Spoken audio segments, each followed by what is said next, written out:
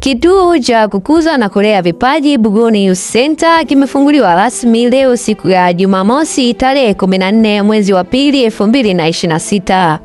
Aidha, mwenyekiti na kocha mkuu wa Buguni Youth Center alikuwa na haya ya kusema. Kwanza nashukuru sana, tumeanza vizuri, watu wengi, yani mtu akija hapa anaweza kusema labda sisi tumeanza siku nyingi. Sasa tumejitokeza na wanafanya mazoezi kwa hamu. Kingine kwamba changamoto ni kwamba vifaa tu, unajua kuna watoto wadogo wale mipira wanaotumia ni mikubwa. Tiji wana size zao wale, masuala ya bips hivi, jezi za mazoezi. Sasa ndio tunaanza tu hivyo kidogo kidogo, kadri tunavyosonga mbele vitu vitapatikana. Kwanza nimefurahi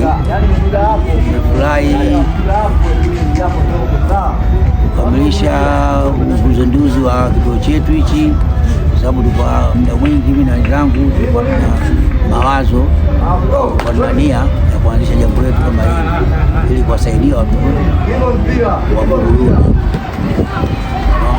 Nashukuru Mwenyezi Mungu kutuwezesha mpaka leo hii kuamua kuzindua kituo chetu cha Buguni Youth. Dhumuni letu sisi kuchukua vipaji aina mbalimbali, wasichana, wavulana, kukuza vipaji. Mwenye kipaji chake tunaomba ushirikiano.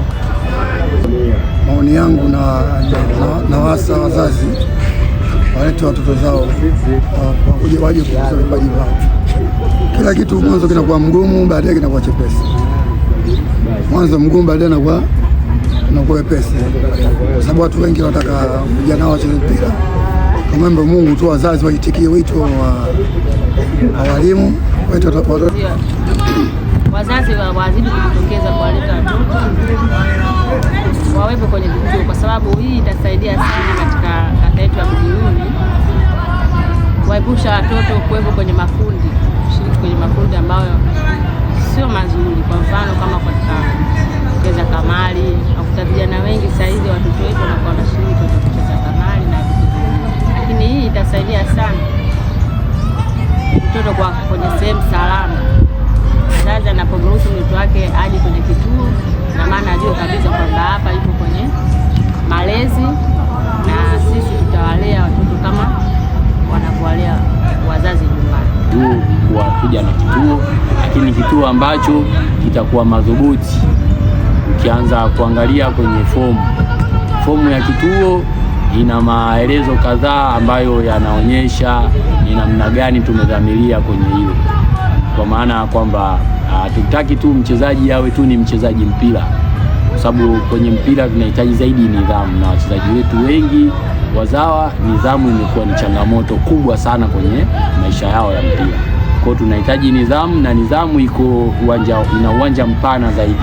Kwa mtazamo wa kawaida mtu anaweza akazungumza nidhamu ni kwamba labda kuheshimu kitu fulani tu, hapana. Kwenye mpira ukiangalia hata Ulaya ni kwamba nidhamu ndiyo maisha ya mpira.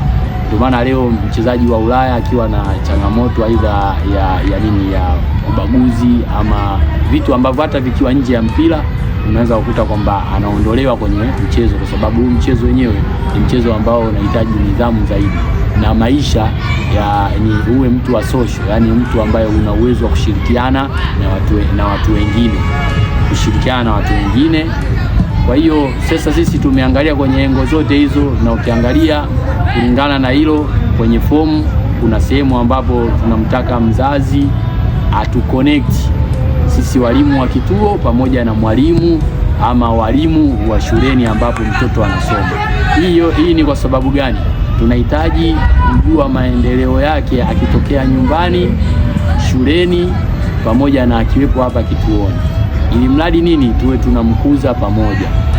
Mtoto na wachezaji mpira tunajua kwamba kwa sasa mpira ni sayansi.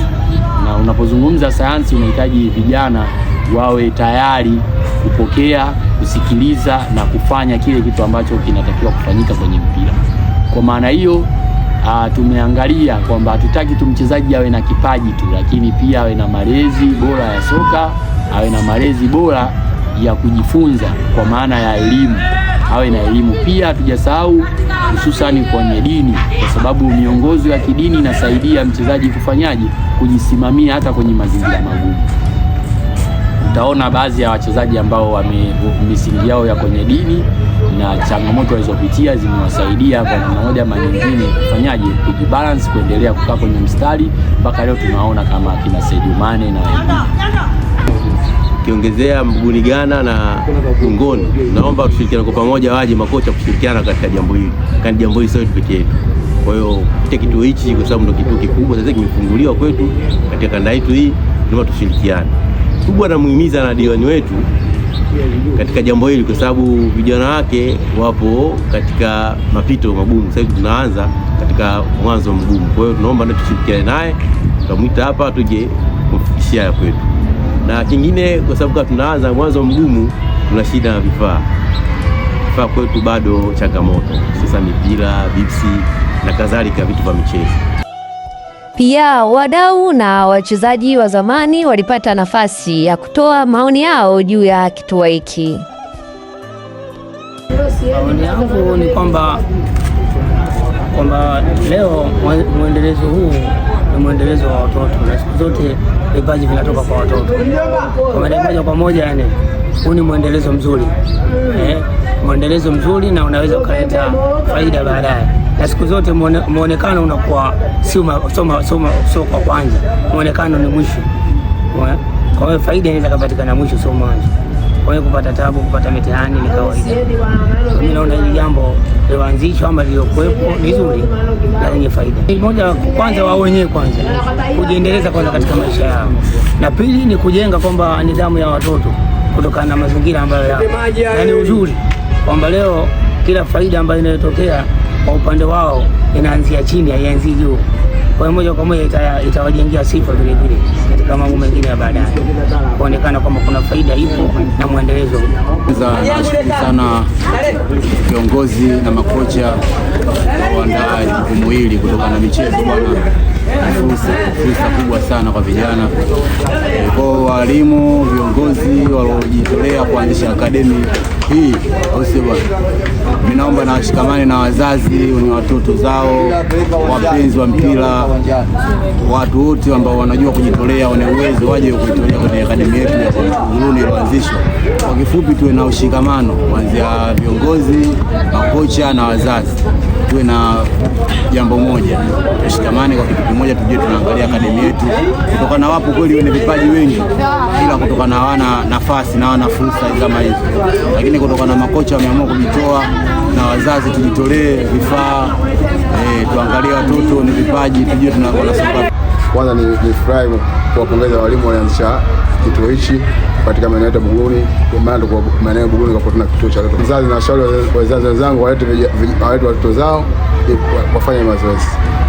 Kituo hichi makocha ni wazuri, wote makocha ni wazuri, kwa sababu makocha ndio na training Buguruni United, timu yetu za veterans, na sasa wameamua kuchukua vijana.